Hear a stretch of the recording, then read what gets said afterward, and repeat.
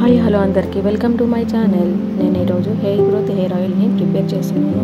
ముందుగా స్టవ్ పైన ఒక బాండి పెట్టుకొని దాంట్లో కోకోనట్ ఆయిల్, మనం మార్కెట్లో తీసుకున్న కోకోనట్ ఆయిల్ అయినా లేదా కొబ్బరితో పట్టించిన ఆయిల్ అయినా యూజ్ చేయవచ్చు. నేను ఇక్కడ కొబ్బరితో పట్టించిన ఆయిల్ని యూజ్ చేస్తున్నాను.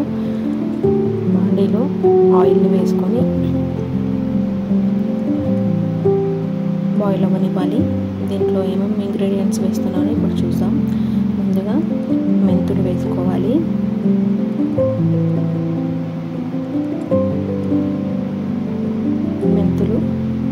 ఇప్పుడు నేను మెంతులు వేస్తున్నాను. అలాగే మందారాకులు, మందార పువ్వులు,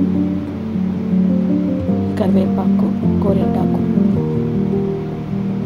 ఇవన్నీ వేసుకొని బాయిల్ అవ్వనివ్వాలి. ఇలా బాయిల్ అవుతున్నప్పుడు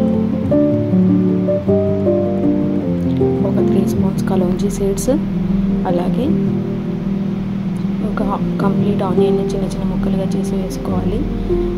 అలాగే అలోవెరాని కూడా చిన్న చిన్న ముక్కలుగా చేసి వేసుకొని ఇవన్నీ కంప్లీట్గా ఫ్రై అయిపోవాలన్నమాట.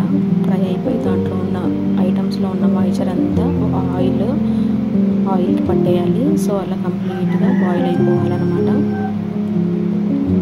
ఇలా ఆయిల్ అంతా కంప్లీట్గా బాయిల్ అయిపోయి దాంట్లో మాయిశ్చర్ అంతా ఆయిల్కి పట్టి కలర్ చేంజ్ అయిన తర్వాత దీన్ని తీసి కాసేపు చల్లారనివ్వాలి.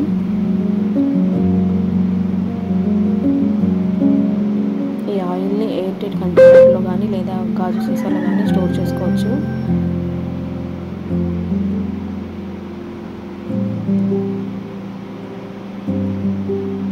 కలోంజీ సీడ్స్ వేసాను, అలాగే అలోవెరా వేసాను. ఇవన్నీ కంప్లీట్గా బాయిల్ అయిపోయిన తర్వాత కాసేపు చల్లారనివ్వాలి. ఆ తర్వాత ఇంకా సీసాలో కానీ డబ్బాలో కానీ స్టోర్ చేసుకోవాలి. దీన్ని అప్లికేషన్ ఎలా చేసుకోవాలి అంటే, ముందు రోజు నైట్ అప్లై చేసుకునేటప్పుడు కొద్దిగా గోరువెచ్చగా చేసుకొని దాంట్లో ఆముదం, రోజ్మెరీ ఎసెన్స్ ఆయిల్, అలాగే కొద్దిగా విటమిన్ ఈ క్యాప్సూల్ వేసి హెయిర్ అంతా అప్లై చేసుకొని మర్దన చేసుకొని next day morning hair wash చేసుకున్నట్లయితే హెయిర్ అనేది చాలా సిల్కీగా షైనీగా ఉంటుంది. తప్పకుండా ట్రై చేయండి. ఈ ఆయిల్ అందరికీ యూస్ఫుల్. నచ్చితే లైక్ చేయండి, నా ఛానల్ని సపోర్ట్ చేయండి, సబ్స్క్రైబ్ చేయండి friends. Thank you for watching.